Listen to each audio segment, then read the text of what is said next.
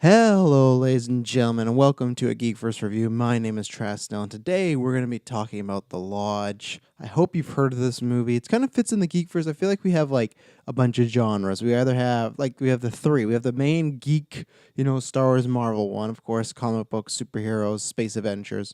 The second one is horror movies with people stuck in a room.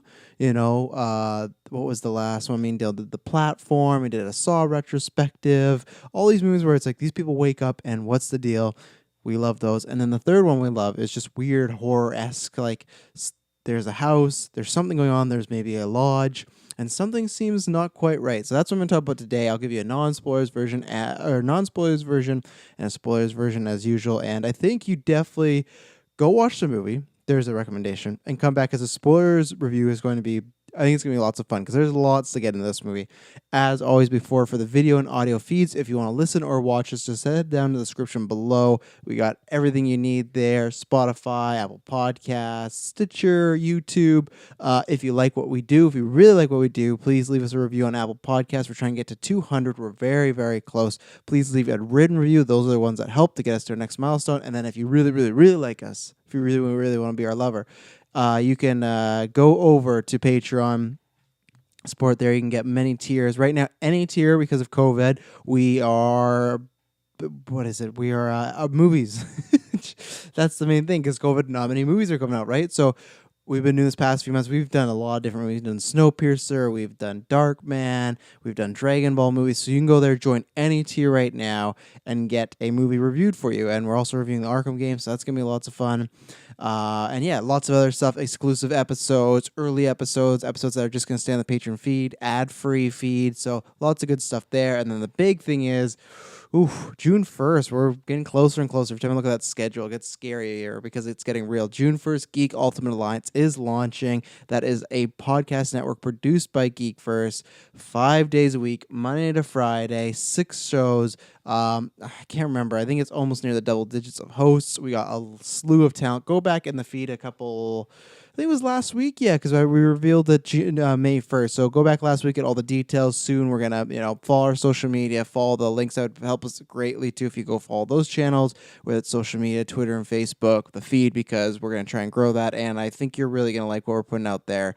We got a Marvel show, we got a DC show, we got a Star Wars show, we got a film show about reviewing film and talking about it. We have an animated superhero discussion show. We got a comic book show where Chris, who I'm going to be hosting tomorrow's show with, he breaks down a comic book. Every time is myself would be, let's say if I was on there and say, I really like this comic book arc, and he researches it, he gets into it. It's bi-weekly, but it's not going to be bi-weekly on our feed because he's going to be recycling old episodes, and we're going to talk about that. But it's a really good show. I'm very excited. It's everybody's been working really hard, legitimately, especially the new crew, because they're not newer, but just as far as working with us, it's a big thing, right? Especially that launch week, everyone has to have their A game on. So there's been lots of conversation. My phone has not stopped since May 1st, whether it is fans asking us certain questions, whether it's dealing with Geek for stuff, whether it is the podcast network. It has been buzzing. So we're working really hard to bring you that. And then finally, May 9th, if you're listening, this is like the day before, but still, please tune in. May 9th, we're doing a watch-along. We're bringing Netflix and Failed back. So we're doing a Netflix party, a Netflix watch-along party. We're all going to watch The Trust, the Nicolas Cage, Elijah Wood bank robbery movie. Netflix and Fail means it's a movie that's lower rated, and none of us has seen it. And the fans, our patrons, voted for that one, so it's going to be a good time. Go to YouTube. We'll be tweeting out the links, messaging them, all that. Go to YouTube at 9 p.m. PST and watch along with us. Join the chat, talk to us. Going to have a fun time. So, yeah. So now we can talk about The Lodge. So The Lodge, when I heard about it, because it says it came out in 2019, but they dropped it on Hulu 2020. I had heard about it sometime in 2019 because, like I said, we're big fans here of Hereditary's, Lighthouses, Midsommar's, The Witches, things like that. For me, I'd heard about it. I'd heard it was kind of a festival horror darling, very similar as far as people comparing it to some of those movies I had mentioned, right?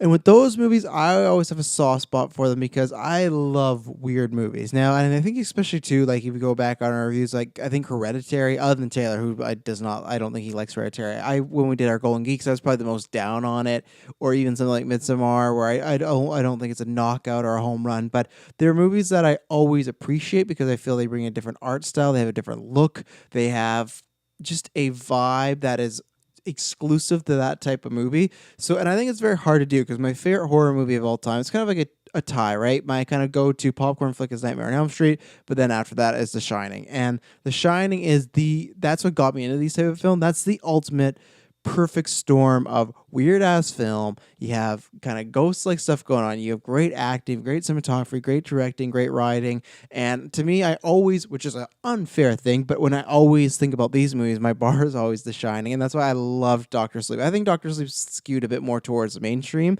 It didn't get as weird as maybe something like A Midsommar, but it has those moments. And that's where, especially lately, I do love this genre. And this movie got on my radar because that's this movie, as I already was kind of mentioned. I do recommend you go see it. So let's start the recommendation.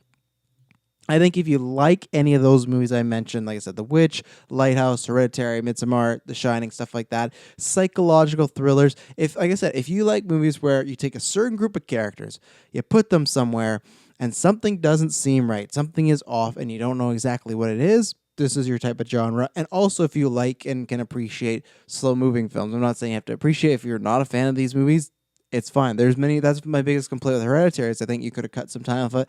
The Witch, I pretty much the same thing. The Witch, out of those ones, I think I've enjoyed the least. I think there seems like one more that I'm missing that's come out recently that I don't know if we reviewed but talked about in kind of this type of vein of movie, but. So those movies can be, for me, very hit or miss. And even something like The Lighthouse, if you go to the movie, I did not love that movie. Lots of these movies I find that I don't love the movie, but I love aspects of it. I love moments, or I love scenes, and I'd say something like Hereditary is probably the one I like the most out of those bunches. But even then, I think as a movie as a whole, there's something like, that I didn't like that was a little long, or that was a little convoluted. But there's just some of the moments that are the scariest moments. Like I think of the last decade as far as movies, and it is a film that I'd say I recommend. I think I put that as like a 7 or an 8, something like that. And they're just the other reason because it's just they're well made movies, and I always will want to see that. I always want to see something unique and different. The Lodge is that. The Lodge is all those things. So if you don't like those movies, I'd say tune out. I'd say it's a bit more mainstream, not as much as like a Doctor Sleep or maybe even something like Get Out, where I feel like Get Out is another kind of weird horror movie, but it has more mainstream vibes, very comedic, very I think easy to congest. It starts with a couple, but lots of times with these movies, like, oh, you're weird right off the bat. This movie has that. It gets going and it is weird right off the bat. I think the thing I appreciate this, and this movie is hard to talk about, so on those without spoilers, those, again, two biggest genres to talk about is movies like this or big superhero stuff. It is hard to talk about in a non-spoiler way, but I would say the biggest thing I enjoyed about this movie is the way it kind of tackled tropes, and not in the sense of, there's a killer in the door and, there's only stairs so the girl runs up. Not in a scary movie way, or not even like a way where it flips it on its head, a certain trope. It just, I think, does a good job of, it puts you in a certain situation, and I'm not going to read the synopsis because I don't want to stumble across it and accidentally spoil anything, and I don't think I ever have. I think one time I talked about Luke Skywalker dying a year after Last Jedi and got a tweet saying, I haven't seen Last Jedi. I felt very bad for that fan, but it had also been a year. I understand, work, kids, but at some point, you got to know Luke Skywalker's dead. But it's not been a year since The Lodge has come out, so I'm not going to say anything like that. But that's one of my least favorite. And there's a few reviewers that I don't listen to anymore that would kind of give you like Frozen spoilers where they'd say something kind of implying something. And then when you go in the movie, you're like, okay, this is going this direction because someone kind of hinted it, right? So that's why there's certain people now, and honestly now since we review on the podcast, I really don't listen to reviews right beforehand. I'll see kind of a headline, whatnot, maybe the odd one. If I'm not into a movie that much, then for sure. But if it's one of the bigger ones, I kind of try to steer away till after, and then once I review it, then I go listen to everybody because people plant ideas in your head, It's planting the seed, as they say. So this movie is like those movies. It is very slower paced at times, and I would say that was one of my cons. Again, lots of these movies, honestly, is always like I could take shave a little time off, and it's tough, right? Because something like Hereditary or A Midsommar, those movies, they're, to me, stretched out on purpose to really build that tension, really stir that unease of like you want to get to it, but you're scared to, right? And it's just delaying the inevitable. So sometimes I think the length is needed in these. I think it's just there's always times where I feel sometimes in these movies I go, okay, I get it. I got what you're going for. Let's go on. And that's what I think many of these movies, like I think we've had this conversation before. Lots of people might say, oh, it's a little pretentious, stuff like that. And then most of those movies I could say have those moments. You know, there's a fine line between artistry and being pretentious, and it's tough. It's a tough thing to balance because it's like how long is too long or how much is too much. It's a tough thing. The Lodge, what I really appreciated was it gives you a few options, and it's kind of like, well, this is what the story could be about, and they really play with that in a way that I was not I shouldn't say not expecting, but was pleasantly surprised, because I think that if you first start to watch it, you could go, oh, this movie could have been more interesting. Oh man, I'm trying to think. Oh, here's a great example of a weird movie, and I think this one's even a bit more mainstream because it's funnier, is Parasite. Parasite, there's a thing that kind of happens halfway throughout the movie where I go, I don't really like the route we're going. But then eventually it warms up, and then it keeps going that route. And okay, I'm locked in, 100% ready to go. One of the best movies last year. That's what this does, not to the same lengths of Parasite. This is nowhere near as far as, like, I wouldn't say as the Best Picture Oscar winning film Parasite, but I think it selects a route well that you don't think is exactly gonna go down. Acting is pretty good in here. I always forget her name. Isn't it Riley something? What's her name? Riley Ko? I'm not sure, but go check her out because she's a really talented upcoming actress. She started when I first noticed was she was in this show called The Girlfriend Experience. I'm not sure if any of you have watched that, but the way people talk about like 50 Shades and everything like that, the way they talk about how, oh, it's really sexy and dirty and taboo. No. Like, this is The Girlfriend Experience is really about that. There's episodes about cuckolds. She's a call girl, and it is really in depth. Like it gets in the dirty stuff. It is like a nymphomaniac. It is like The Eyes Wide Shut. It's in that vein. So people, if you're a fan of that type of stuff, you can go check it out. But she's also a great actress. You also got Richard Armitage, who is Thorin Oakenshield in The Hobbit, and he was the Red Dragon Hannibal, #Save Hannibal. So performs, and you got that kid, I can't remember his name. He plays Bill in It Chapter 2, or It Chapter, Jaden Martell. So all acting is really good. It takes you on a wild ride. It is slower, but I think like what I said in the non-spoilers at the beginning, because I'm going to get into spoilers here, the biggest thing is how it plays with certain tropes, more wider scope tropes, not just the little tropes in horror movies that, you know, there's a killer chasing you, phones died, stuff like that. They have those elements, but it's very much more about you've seen a story like this possibly in the past, and let's take you on a ride that might be a little different. And and that's a good thing. I feel like they lay breadcrumbs to 3 different possible situations. And at least for me, and I think that could take away from your enjoyment of this film if you do. It's not so much a figure it out, but if you do figure out the way it's going, I could see you not enjoying it. For me, I think this is one, and I'm maybe a hypocrite for saying this, but I think it's a lot different in this situation. For me, I thought where we were going was a possibility because even the film kind of presents it as that, but it's how we get there. And that's one of my things we always say about prequels, like, oh, it's not about the destination, it's about the journey. For me, it's just like when you know exactly where this journey is going to end, there's only so much you can do to get me excited. Where at the end of the day, they may have gone down a path that was presented, but 1, they go about it in a very different way, and 2, you don't know how it's going to go down. And it gets really disturbing. It's like those movies I mentioned. There's dark, disturbing stuff. There's some scary stuff, I'd say more psychological. I don't want to say anything as far as like what could appear or be in the film, but I would say it has those moments that are cringy, and it has those moments of, I don't know if really, there's definitely actually relatability in this movie, and that's one thing. It is really good. Like, I don't know. Let's see what the synopsis is. I'll give that. A soon-to-be stepmom is snowed in with her fiance's 2 children at a remote holiday village. Just as retaliations begin to thaw, or relations begin to thaw between the trio, some strange and frightening events take place. So that's the relatable thing. Is I feel like all of you, even myself, that you've had, maybe you haven't, but if from someone's divorced parents, you've had that situation where you're meeting the new boyfriend, you're meeting the new girlfriend, and there's always this awkward back and forth dance of like, especially sometimes a kid like, you don't want to be here. This is like, I don't care about this. I remember one, and like, it was just because I was in a mood. One of my times, my mom was dating somebody and had him over, and it's like, I don't want to meet him. It wasn't not a bad situation or anything, just like, oh, this is the guy I'm dating, and she'd see for a while. I don't want to meet him. I'm not coming downstairs. I don't care. And I just didn't. And I think we've all, if you're a divorced child, you've been through that. You've been through that too, where you put in a situation where your parents were like, oh, you'll like him. Like, it's that Chris Rock joke of like, he likes baseball just like you. It's like, I don't care about this person. I don't relate to this person. I don't want to relate to this person. You can throw out how many things we have in common. I don't care. So it has that element that's very relatable. But then it also has moments that are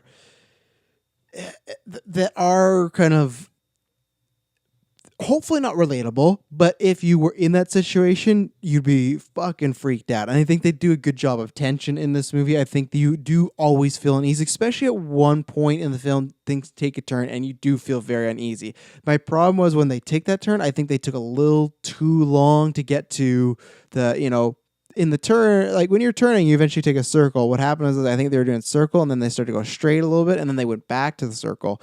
I think that took a little bit long, and I'll say in the spoilers what I would have cut out. And the other thing I would say, as far as like maybe like a con, but it's not a huge con, but it's still something where it's like this is a film that reason why it wouldn't stand out, maybe something like that. Something like Hereditary, Midsommar, or The Lighthouse, especially. The Witch, I need to watch again. I've seen it once and a half. I'm not the biggest fan. The Witch, I appreciate from a filmmaking standpoint, but I don't love as much as any lots of other people kind of in my camp do. But I kind of more respect it. Those films all have very great cinematography and great visuals. I don't think this film has that. I don't think it's a poorly shot film. It doesn't look bad, but there's a few things that stand out in my brain and my mind, but they're more because of the moments or the writing or a plot point. It's not so much of Midsommar has shots that will stay with me forever. Not even because it's like it scarred me, just because they're so beautifully laid out and it's just like lush environments and what they do with their characters and their actors and the circumstances around that. Just certain visuals in both Midsommar and Hereditary. Lighthouse as well. Lighthouse has just, again, more moments and crazy shit that I'll never forget. Oh man, that guy with the blonde hair still scares me. Go see The Lighthouse. But that's what I would say as well. That I would say for me, the strongest points are the story, some of the character work, and kind of the way it deals with some grander tropes. Like, oh, I like what you did there. I like the way you span this tale, or even just told this tale. Where the other films, I'd say sometimes they had a weaker story, even though I'd say the stories are pretty on par, but they had these fantastic like paintings on the screen. The opening of Midsommar, it's a very dark opening. There's a shot, I'm not going to reveal what's happening in it, where you're just in a hallway and you're just panning back forward and there's a window and you see kind of what's going on and there's certain lights happening. It's still like, I got goosebumps thinking about right now. I remember being in the theater and that just stuck with me. I would say that doesn't really happen in this movie. There's no shots or scenes that stick with me just on the base of visual, and that's something like The Shining or Nightmare on Elm Street. It's one of my favorite movies. Even Nightmare on Elm Street was a little bit more shticky. You could mute the scene of Tina getting like throughout the rotating room. You could get when Rod gets strangled, Johnny Depp through the bed. I'm spoiling everything in Nightmare on Elm Street, but there is the phone with the tongue.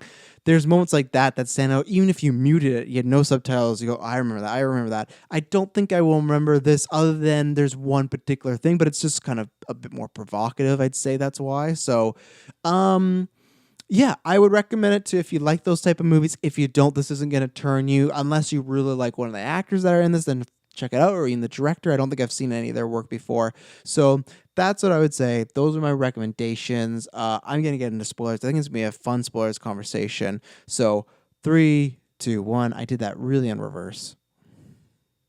Chance, get out of here if you've not seen it. And if you don't care, then I guess I'll talk you through, because with the spoilers, usually spoilers, I wouldn't say I'm all over, but I kind of start with certain points. I kind of assume you've seen the film, and I'm still assuming that. But this time, I probably go in a bit more of an order, because I think that's how I'm going to praise the film, to be honest. So, and because I don't have many more cons really. Like I said, I'd say the biggest point is, and here's a big spoiler. So like I said, last chance. My biggest point of, as far as like I said, nothing big visuals stand out, that, nothing really to repeat there. As far as the length, when they do the, everything's kind of, fine, and then dad leaves, power goes out, they're looking very terrible situation, and then it's the string of events of, are we in purgatory, are we dying, all this stuff. I think that went on a little too long. It was a lot of sitting around. It was a lot of, we get it, because they kind of will sprinkle, oh, something's wrong, and then maybe 5 minutes, oh, something's wrong. We're at the point where it's like, I get it, and you know what, we get it, something's definitely wrong, let's get moving. Because that's the thing, I do understand that sometimes they do, I feel these type of movies on purpose are trying to have the length go a bit longer to really make you soak in it and feel that. And maybe I'm wrong in that sense. Maybe that shouldn't be a negative, but there are just sometimes where I think there's a sweet spot, and I think that's one thing I think this film did a good job of doing for the most part. And for a while, I was not having those problems of pacing, because I've had problems with pacing with Midsommar and Hereditary. But this one, I was like, no, because I feel like it had just always enough to keep me right in it. Where there was a point where I go, okay, I definitely get it, and I definitely know where we're not know where we're going, but I get what you want me to be thinking in this moment. And it is very dark, it's very depressing, but let's move it along. That's the only thing I would say, and I think it's a weird thing, right? Because I think if you're a long-time listener, you know that I love long movies. I always say make them as long as possible. Something like Shining is very long, but I think you need to be careful what you put in those movies, because the second something's in there, that it's like a salad, right? And I hate all of those. All those make me throw up. If I literally, but they will, I'll gag. It's disgusting. So the salad can be great, but if you get one olive, you go, oh, that's not so good.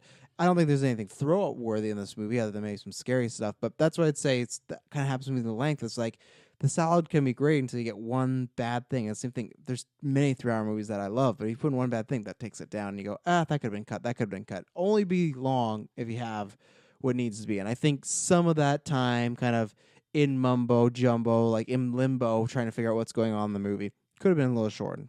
So movie starts out. You got Richard Armus. He's the dad. He has some sort of, not secret, but he invites the mom of these 2 kids he has, and he wants to talk. The movie, and this is where I knew it was definitely going that route, because obviously I'd heard people talk about being like Hereditary, but in the first 3 minutes when your main character blows their brains out, you go, okay, and it's on screen. It's, again, if you haven't seen this movie, it's on screen. The mom is told that her husband that she's severed with, excuse me, is wanting to finalize divorce because he's going to marry Grace. And oh boy, we know we get into Grace here. Oh man. And that's where I don't know if it was, maybe here's some other costume, I should put that in, and we'll get into the dad. There's just some stuff where I could, from movie, suspend disbelief, but I even scratched my head of like, I don't think this is a smart thing to do. Like, this gets that point. It's one of my cons with Get Out, where I feel like the main character is completely very smart until the very end. It becomes like kind of generic horror movie-ish, where he makes these dumb decisions. And that's where this kind of takes me away. Like, I don't think it's as smart or slick as some of those other movies I talked about, non-spoilers. So he has this new woman he wants to marry in September. The mom doesn't take this well. She decides, she goes home after she dropped the kids off, shoots herself in the head. You see on screen. Very, very brutal opening. Not a great way to start. A good way to start, but not a great way for our characters, right? We jump to a funeral. They're all very sad. Dad's looking kind of guilty. Kids are very upset because the kid is the guy that plays Bill. I'm guessing, I don't know how old he is. 14, somewhere in there. 14 going on 15 maybe. I don't know. And then they have a daughter that's maybe around like 10 to 12, somewhere in there. He jumps 6 months later, which was kind of surprising, because what happens is, so they establish that something's in the conversation. This Grace woman is not all she appears to be. I shouldn't say that, but just there's something up with her, because she's like, you're marrying her, that woman, so you're like, okay, what's wrong with this person? Is it a friend? Is it something like that? And one thing I really did like is, for a while, whether it is the mom, because she comes in and she's like, oh, like, or he wants to talk to her. He talks about divorce, and when she looks at the yard, she sees what was a Grace walking out, but it's just the back of her. And then for a while, the way the kids see her, or the way you're introduced to her, you're always seeing her through glass, or you're seeing from behind. You don't see her face for quite a while. So I really liked that technique, and I really liked that visual storytelling. And then when we do meet them, it's when they're stuck together in a car. So is that like, oh man, for us, we know it's kind of a scary movie. They don't, but for us, it's like, okay, the first time we're meeting the sketchy characters when you're alone with her. So not great, but she seems, nice enough. But anyway, so the mom shoots herself. They jump 6 months later. I didn't know if they. I don't know what the point was because I thought they were going to show kind of a new normal. And literally, when you pick up, it's like they're talking about mom being gone. They're talking about we don't want anything to do with Grace, blah blah blah. And it's just I get it, but at the same point, does that mean what have those kids been up to? Because I think the 6 months didn't make sense to me because they still made it sound like they had never met Grace at all. And even then, I don't think the dad character says like, "Oh, we haven't really been seeing or dating each other," because he would be the sole custody owner of those kids, right? Maybe grandparents, of course, helping out, but they're gonna go live with him. So, I thought the jump was kind of weird. Maybe it was the length of the jump, where I thought 6 months later, I thought they were gonna establish a lot had changed, but really, you could have just said a week later, 2 weeks later, even a month later, and just say Christmas is coming up. He wants to go up to this lodge with the kids and the new lady so they can all meet, right? So 6 months was like, okay, took me out of it for a bit, but kids want nothing to do with it. And then this is when we get established that she's somewhat of a crazy person. Later on in that night, like we're in a scene, they're staying over, and I guess they live there. It's nighttime. They're in his office, and they're finding all these files and whatnot on his computer. And the story is that she was a part of a cult. I think that it was her father that was running the cult. I'm pretty sure about that. If not, let me know in the comments on YouTube or Twitter or Facebook, whatever. But either way, she was a part of a cult, and she's like the only surviving person. They have this video footage of. Oh, that's one thing I would say. Maybe this didn't stick with me because I've seen it done before. They do the Sinister effect, where if you've not seen Sinister, it's the main character has a lot to do with video cameras, and the video cameras are always first person point of view, and it's going through a room or whatever the location is that movie when he's killing or taking souls, and so it's kind of scary, right? Because it's an old video camera, and he's going around, you'll see people. They do that, and I think that scene was scary when they did in the movie. I just think because I already think of Sinister. It's kind of like if anyone pulled up a tape in a horror movie and they said, "You want to play a game?" I'd say that's still scary, but I think of Saw right away. So I'm not saying Sinister has the rights to do like first person view videotaping. I think it was done very effectively in this movie. I think it's always creepy because always the killers in the first person view in these, they're always shooting the ground. They're always shooting the ground or their feet or around. So obviously because they want to do like the big pan up and you see, oh my God, something bad's happening. But like all the killers in this movie, they can't just shoot forward. So that's creepy. I'd say that'd probably be something that would stick with me. But again, I just associate the Sinister because kind of did it better. Same way as haunted house movies. I kind of always associate them with Shining because I feel like that's the best one. And no one's really, there have been great ones, but no one's touched the master class of The Shining. So they see this video and it is somebody that is going around. They have all the people that are assuming the cult have towels over them, and then they have this tape and it says sin. And then there's reports as they look through the news clippings and it says like only survivor, and it's this Grace woman. Her name is Grace, right? I'm not wrong on that. It is Grace, thank goodness. You never know, right? So I don't think, and maybe I missed it. Again, you can let me know. I don't think they ever fully say, but to me, it kind of made it sound like she maybe killed these people in the cult or something very bad happened to her. But the way I kind of took it is like maybe she killed them to get out of it. That's the way they span it. But it also just looking from this video that she may kill them because she was crazy and thought they were sinners. So they just seen that. They kind of lie to the dad that they didn't see the tape. And he just gives one more pitch of like, hey, this means the world to me if you could meet her. And we go up to the lodge for some holiday. Like, it is Christmas. Why did I say some holiday? It's Christmas. Santa Claus is coming. So they, they reluctantly agree to go to the lodge with the family. And like I said, that's the point where they see her for the first time because he picks her up and she looks back and she says hi. And I like the way they play Grace because she seems to me she seems sometimes a little off, but that's more when she's with Richard Armitage alone. Most times she seems like a normal shy person that's trying to get to know the kids, trying to like get herself in this equation, but at the same point does seem a little off, does seem like she's been through some stuff, and not so off where it's like something's really wrong with her, just enough, just enough to be like, what's going on? And then as we get to the lodge, events start unfolding, right? And they do this thing where so they're ice skating, and some things have happened before this scene, but they do this thing where they're ice skating. The little girl has a doll that her mom gave to her, so it's very important to her. At one point, the doll goes flying, and it's and they're ice skating on a frozen lake, and it's near a point where there's kind of a hole. So of course, Grace's like, "Oh, don't go over there." She's trying to be like the nice new stepmom, like, "I'll get it for you," and then she starts to fall because it's so close to the hole that it starts to break, and she falls in the water. And it's a scene where they're trying to save everything that they do. She's cold. They go back and kind of more just awkward family stuff going on. But what I like is, and this is where as my biggest pro is like talking about the trope is, I didn't know which way they were gonna go exactly because they do introduce the way they go, and I didn't think they were gonna go that way, and they did. And we'll get to that, but to me, it was this fun equation. It was you were always guessing back and forth because if they just put her in there as the potential, not all the lights are on home. Oh, not all the home. Not all. Night. Not all the lights are on in this house, because they make it seem okay. She could be crazy. She could be putting on facade, like we've seen in many horror movies, right? There might be, and because you can tell something's off there, but there might be something even more off. And we've seen this video. We shouldn't trust her, or because they've also talked about that, the religious things kind of bug her. So there's like a cross in the house, and there's like a picture of, I don't know, some religious figure. I'm not a religious person, so you'd have to let me know. But they make a big emphasis, and he's like, "Are you okay with the?" I think I got a pretty good Richard Armitage. Are you okay with this in the house? And oh yeah, it's fine. But they kind of play with the idea that, in my opinion, that maybe the mom is haunting them. And because to me, it was like there could be something with this doll because a few things happen, and there's like, I can't remember, some comment of just like, especially because later on in the film, she's talking about like, oh, she's making her pay for her sins, and she's gonna find out what we did, blah blah blah. I think it's maybe just insinuating that, okay, Grace and the dad were hooking up before that marriage was over, even before they were on a separation. But at some points they play with, like, did they kill her, like the mom or something, which they didn't because they showed her like her shooting herself. But did they do something else to make her drive that point?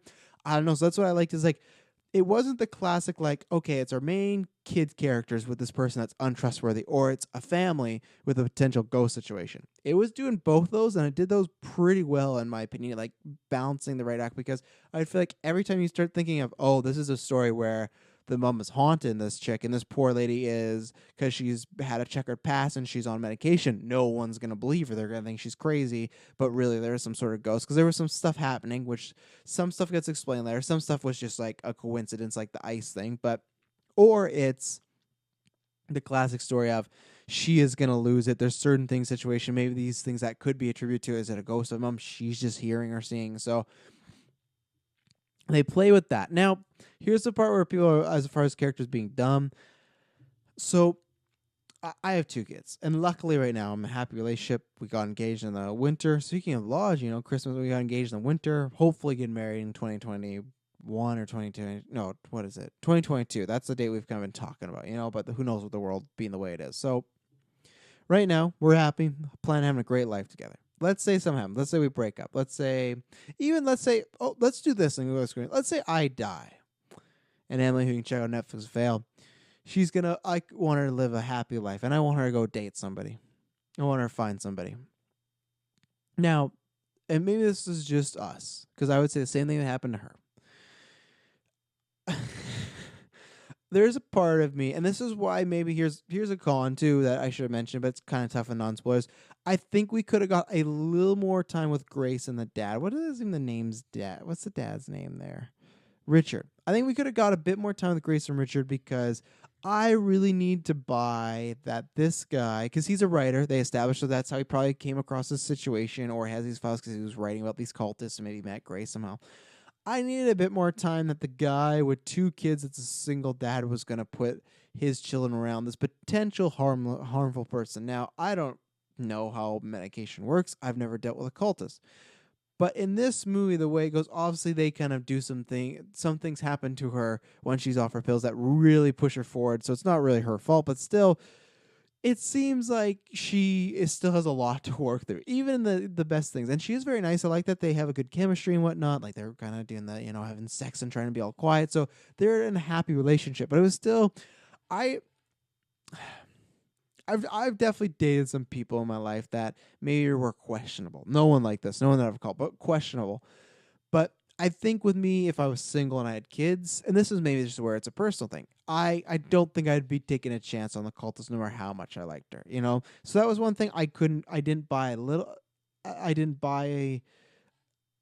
completely. That felt the most like, oh, generic horror movie, because this movie's not a generic horror movie, but there's many horror movies that do those tropes where it's like, we've seen these 1,000 times, right? And that feels like one of, oh, dad is dating, his dad is oblivious to the potential risks that pose to his father or to his daughter or son, everything like that. And this is where I know, like especially at my dad's line of work, I understand that people can get medicated, can get better. But my thing was, it still felt like she was still dealing with some trauma. I think there's many people that there could have some very traumatic things happen to them, but be over it or be well medicated. That maybe you're never truly over it, but you got a handle on it. She did have a handle on it, but it still felt like maybe some stuff happened. Like you take those pills away, there could be some bad situation because there's still times where it seemed like she was seeing things, she was having weird dreams, so she wasn't all there. Obviously, Richard's not going to know all this, but it was like, okay, you're the dad, and you want to bring them up to lodge because here's the other thing. So that's fine if you're under supervision, but at one point, so he's a writer. I can't remember what exactly the reason was, but he has to go into work during this trip because they even said like, you'll be at work the whole time. But even then, so even taking the killer part out of it or the cultist part, if I'm single again at some point in my life and I have 2 kids, the first vacation we take with this significant other, I'm not going to leave them there. Whether whether work phones to go and call in or whether that was planned, that's not going to happen. So all in all, he's just not a terrible father, but he's making some terrible choices. They kind of get in that, but not really, because near the end, it's just kind of back to, we love dad, come save us, blah, blah. There's nothing really huge about that. And I think they leave some stuff on the table for the dad, which we'll get into. So he decides he has to leave. So bad idea number 85. So the kids are here with Grace in the lodge. So, and if you've seen the movie, you know what happens, but series of unfortunate events are happening. Power goes out, heat goes out, their phones are dead, all those type of tropes, right? And that's another thing, but all those type of tropes.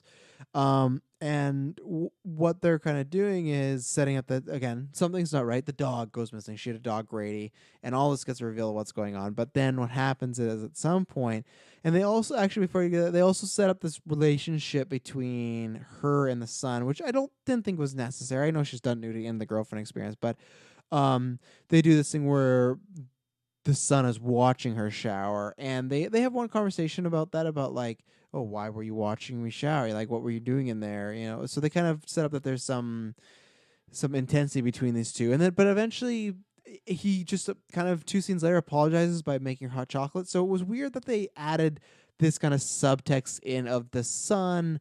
It felt very much, which I saw. I don't even remember who she plays, but apparently she's in They Come at Night, or what was that movie?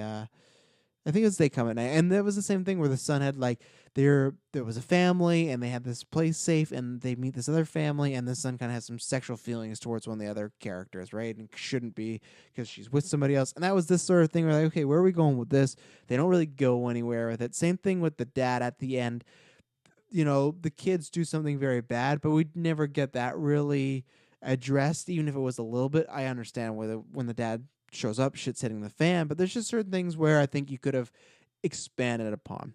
So, as I was saying, all this bad stuff's going down and everything like that. Dog goes missing, and then she doesn't have her pills either, and she starts to find things either throughout the house or outside. At one point, she finds outside a photo frame of, it says in memory, and it's a picture of the 2 kids. So she's starting to think, what's going on? And then they find an obituary. So what they eventually, the oldest kid, what is his name? He's played by the It kid, Aiden.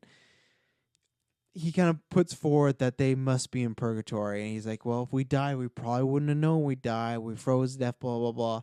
And I was not expecting that. And that was a very interesting route to take. I liked the idea. I liked it was kind of Beetlejuice-esque of, what do we do now? How did they die?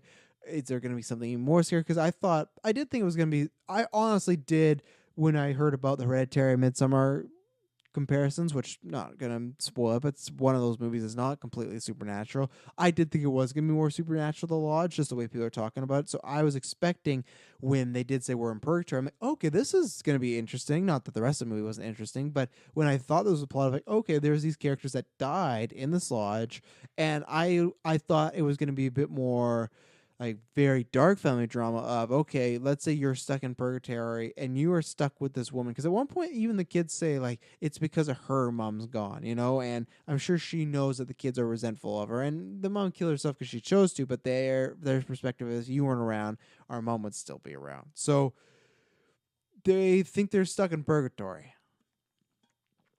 And I think that was really interesting. Like I said, I think that goes on a little too long, but it was still interesting. And that's why I thought, oh, this movie's about this. This is fun that, okay, these kids died with this woman who's their stepmom that they met the first time that they kind of really didn't like. They, like I said earlier, they resented, right? But what's revealed is because when this first happens, she goes, the Grace is like, this isn't funny. Like, give me all my stuff back, blah, blah, blah. And the kids start going, my stuff's missing too. At one point, the daughter's on the phone talking about how she misses somebody. Grace takes the phone from her. The phone instead. She's saying she was just playing, even though it's revealed that was not the case. So all this stuff goes on, but they show their card of, are these kids, did you take my stuff? And they go, no, no, no. And they do that for a little while. And no, what happened is, and I'm not going to say spoilers because we're so deep in it, these kids are just fucking with her. The whole time, everything she accused them with at the beginning, taking her pills, hiding them, that's what they do. Because at one point, there's one scene where the kid from It, like, hangs himself. But it's they don't explain, but it's some sort of fake bungee or whatnot, because he goes like, I'll show you, we are dead. He goes, and she goes up the stairs and is hanging there. And it is creepy because, again, I thought, oh, we got the Beetlejuice thing. But no, they've set up this elaborate plan to just fuck with her. And that's why I liked the tropes of whatever was happening with the potential ghost stuff, just a coincidence. If you thought, because at many points, like, it was revealed now the kids do, but like, oh, my doll's missing, this and that, blah, blah, blah. There is at one moment where the Grace hides the doll on purpose, but to kind of save it, to kind of get some brownie points. But most of the stuff is them messing with her. So it wasn't there was a ghost. There wasn't, this lady's crazy and she's plotting to kill his family. It wasn't those two classics of like the ghost or the evil ex-girl or the evil new girlfriend. It was, as presented at one point, the kids are just fucking with her. They've hit everything, and it goes on for quite a while. Like I said, one of my cons. But then at some point, they both go down in the basement because the dog goes missing, and that's where it was kind of, again, a coincidence. What actually happened was the little girl let the door open, and the dog got out, and the dog froze up, literally froze to death. And Grace finds this dog. She's distraught, but not in a way where she's figuring out. She's just shut down completely because she has her mental issues. She has no medicine. She thinks she's dead. They many times are talking about, like, you got to repent for your sins. Like, she legit thinks she's dead, plus all this other stuff on top. She finds the dog, and the little girl breaks down, like, legitimately not part of the act of, I didn't mean to leave the door open. I'm so sorry. That whole spiel. And then they go downstairs and they show, all the pills there, and they're trying to get her in because it's getting colder and she's not coming in because she's kind of off the deep end. They try to start the generator, no go, blah, blah, blah. The dad sees this, or so he doesn't see this. He's back at home or something like that. He sees like this dollhouse setup, which I laugh because they go to this dollhouse several times, and I was like, oh, this is very Hereditary. Like, so he sees that they set up, like, they clearly were planning this, which terrible idiot kids. They left the whole example there, but they were planning this because they showed like him, like they showed the kid from It hanging there and just placing the dolls, like what they would do to mess her up. When they're trying to get her inside, she won't come inside. She's sitting there. Like I said, he tries to start a generator. That won't happen. They don't have power. So all those classic tropes. And the dad figures this out and goes, I'm going to be there as soon as possible. It's going to take 4 to 5 hours. So he calls and he's on his way. Which I imagine if you thought, like, I couldn't even imagine anything that bad. But if you thought your kids or new girlfriend might be in peril and you had a 4 to 5 hour drive, that has to be the longest drive. It has to be maybe the fast drive, but it has to be the longest drive you've probably ever done. So that was crazy. So he's driving. Grace is losing her fucking mind. She's not losing her mind where she's getting crazy and yelling and everything like that. You can just tell she's descending slowly and slowly more into madness. She's thinking about back to her past or the cultist stuff, things they said. Like I said, I think her father's maybe the cult leader. And you'd hear some stuff throughout the movie. She talked about how her parents were really in the bottom, really enforced on her. So again, they did some things to really maybe not make you care, but have sympathy for this character who might be a little messed up, but maybe it wasn't her choice or she did end up with a bad crowd. But she is messed up. Like I said, she already has some mental health issues and she thinks she's dead. So at one point, they try to get her in. The dog, she's put the dead dog, back in the dog bag, completely frozen. They go in, and there is the fireplace. There's wood logs, and it's kind of like, I can't remember what they're called, but if the logs were burned and they're kind of ashy and whatnot, she is just burning herself with them. And she's already been like rambling and stuff like that. She's just burning herself. And that's probably one moment that would stick in. She's putting them on her stomach, this, that. The kids go upstairs to sleep. Now, here's another thing. They're kids, so it's fine. But the little girl, so they spend the night upstairs. And I knew this shot was coming, but the little girl really has to use the washroom. And kid says, just go in the corner, go in the corner. She goes, no, I'll quickly go. Again, that once you see someone burning themselves, that older kid, to me, in the way they posed in this story, was old enough. They pull off this whole coup of, taking the pills, taking the stuff, leaving all these fake pictures around, stuff like that. They really think she's dead. And they even tell her, like, we're pretending, but she's just off. Probably should have got his sister to stay upstairs, because she goes downstairs, she uses the washroom, and she's going out of the washroom, she's closing the door, and it's kind of like, oh, maybe I got away with it. And behind, there's the door, and then right backwards towards the door, like if you walked past the door, it's all black. So for the fact that the second the girl walks by, you're going to see Grace's face pop up or slowly walk in the frame. And it does. And that shot will probably get me every horror movie through eternity, unless it's really poorly done, because it is just like, it's black, and then like crazy looking woman. Her face is burnt now, and she looks completely gone. Like I said, she did a really good job performance. Nothing Lupita Nyong'o or Toni Collette and stuff like that. I think it's a really good performance. I don't think she gets those same outlandish scenes that those other ones do, but oh no, she's walking behind her, right? She's walking behind her. Little girl runs upstairs, and then she's just doing her whole creepy ass walk. She gets upstairs, she has a gun, she's ordering the kids around, talk about how they sin, blah, blah, blah. The dad gets here just in the nick of time. He gets there. He's kind of looking around, and he realizes something's wrong. He hears him on the stairs. He goes to the stairs. He's pleading with her not to shoot. Like, she's just completely gone. She's like, she went to shoot herself in the head. There was no bolts in there. And they established, too, that she knows how to use a gun. I don't think... I guess so. They do this thing earlier in the movie where the dad's like, oh, this is, I think the wife's that killed herself's name was Lori or something like that. Oh, this was her father's gun, so blah, I'm going to show you how to shoot it. And then the girl, who's the former cult girl, Grace, takes a gun and just like unloads on a tree. Great accuracy. So it shows that, okay, she's been through some shit. She's maybe killed some people or had to shoot some people because of this cult-like thing. It doesn't really come back into play because I feel, for the most part, I guess you wanted to establish she could load a gun. But I just feel that was very, like, covering all your bases, because the shooting she does, she just tries to shoot herself, and then she goes to shoot Richard. Is his name actually Richard? It is Richard. That's his real name, Richard. That's funny. So she goes to shoot. It's not like she had to shoot down someone. It's not like kids run away and she had to like great aim hit them. None of that. So he gets there, she's walking, he's pleading with her to stop. She tries to kill herself. No bullets. It was almost like a Russian roulette situation. And then she points a gun at him. Because this movie's been dark and depressing already, he's not going to make it out. I was hoping for the kids' sake he was going to make it out, but these kids were assholes. This woman who was a little off is having a tough time because of her past. She was, at least they revealed at the beginning, to me, it seems like it was a true sentiment that she was really trying to make it effort. She did really want to make these kids. She did, like, she understood, because at one point she wears the mom's, it's the lodge, so there's just like random snow stuff there, right? She's wearing the mom's toque. The little girl was, that's my mom's toque. And she said, oh, sorry. Like, she has no idea. She's just trying her best to, in with these, be part of the family. But these kids just hated her and they resented her so much. But the dad, back to the stairs, he's saying, don't do this, we'll get through this. And it's very slow, and I'll commend them for that.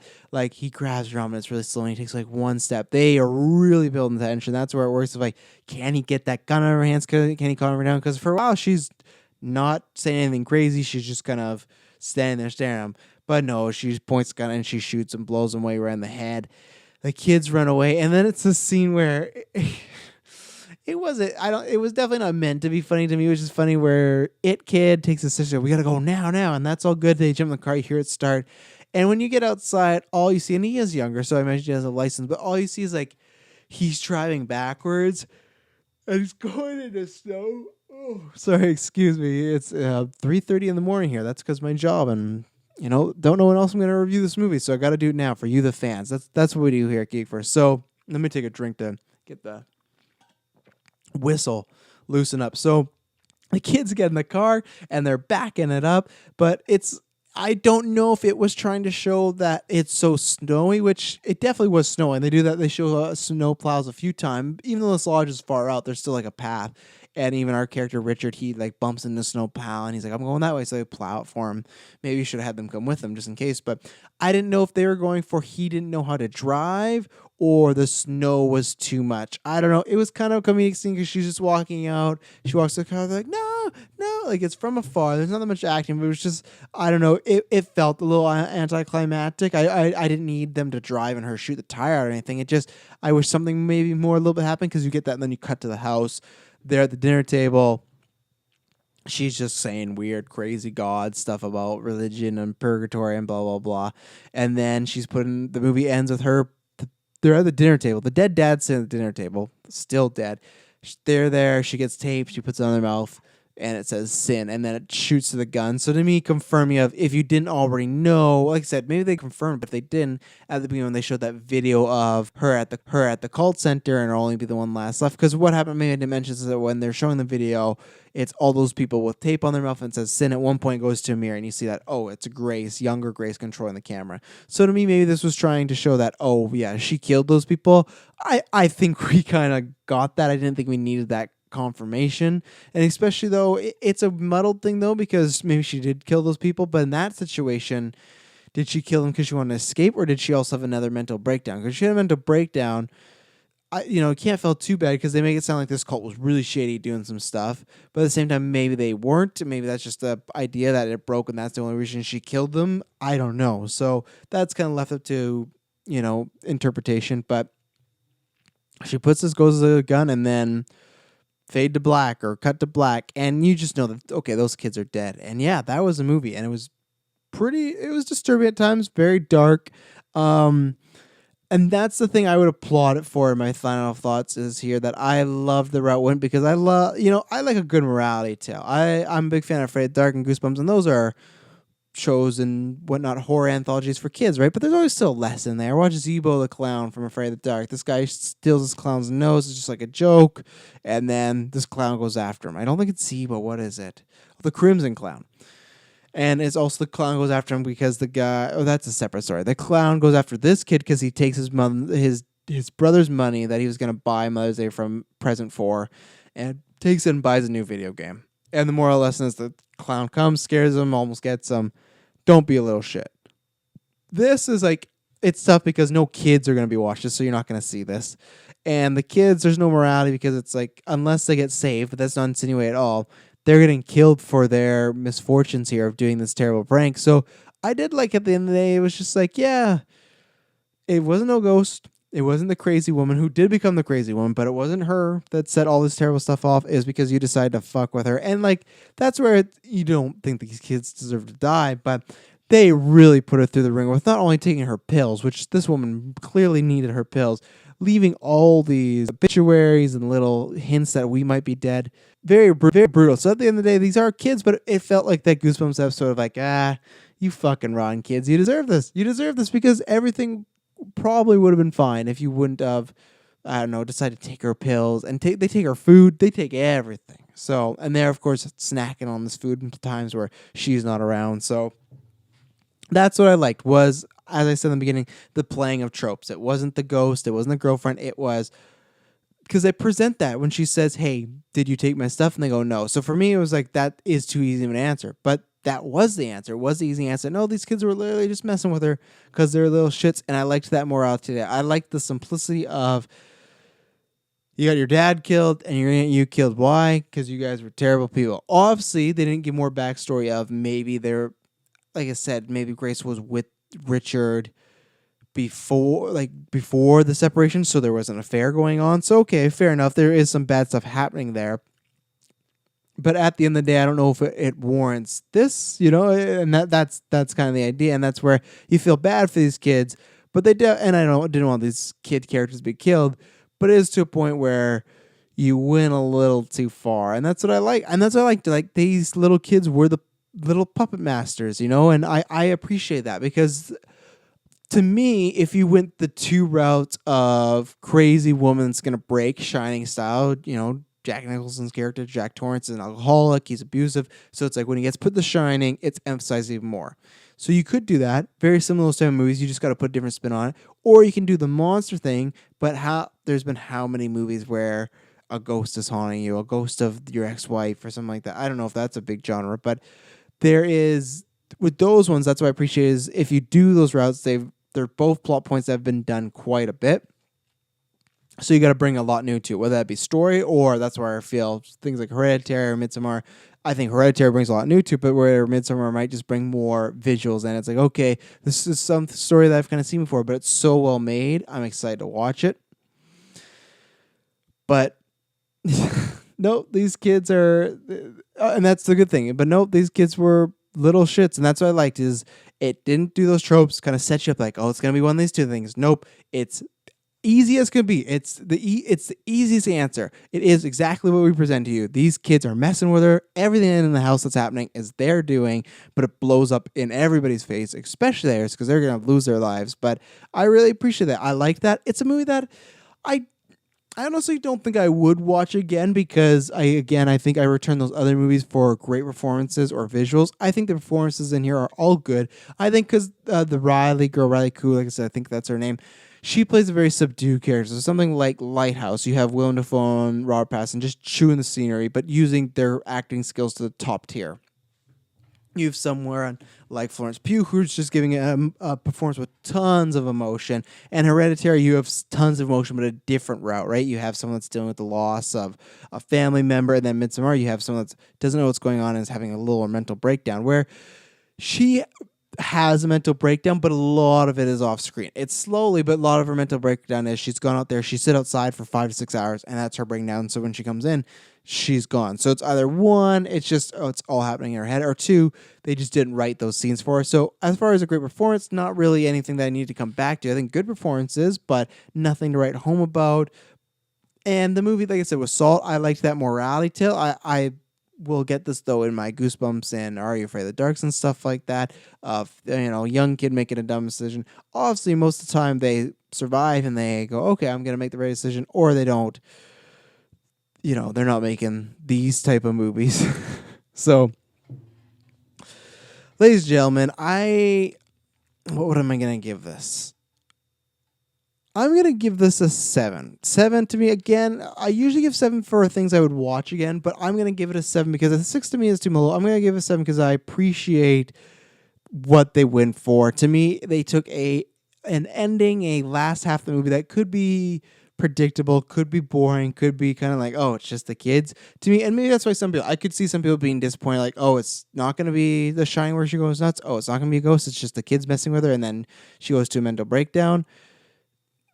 It sounds basic, but I like the way it was done. I think it was a fun, scary ride. There were some disturbing moments, especially the last 20 minutes of this movie are disturbing. Especially, I think that's where Riley does shine. She's playing a very, very out there character as far as not out there as being crazy like the Joker, but out there as like she's gone. She's completely gone. She's emotional. It's like kind of like tapping into an Anton Chigurh sort of light. So I think I could watch this movie again sometime in my life, but I'm in no rush. I don't think it's a movie that I'm going to. You never know. With Hereditary, I enjoyed it, but I didn't love it. But then, like a month later, I was like, I really want to watch it again. I don't know. I have a feeling personally it won't be that for me for this movie, but I appreciated it and I liked it. So a 7 out of 10. I gave you all the links before, so you know where to find us. You know what to do. We got lots of good stuff coming up. So thank you for tuning into the rest of this review. Let me know whether it's Twitter, Facebook, on the reviews. Let me know what you thought about this. Did you like it? Were you kind of disappointed? Like I said, were you that person of, oh, I wanted the ghost story or I wanted the crazy person? I didn't like it was just the kids. Was it anticlimactic? Because I could see people saying that too, but I enjoyed my time with it, and I hope you enjoyed your time with this review. So thank you very much for tuning in. I promise you, when you hear from me next, it'll not be boring.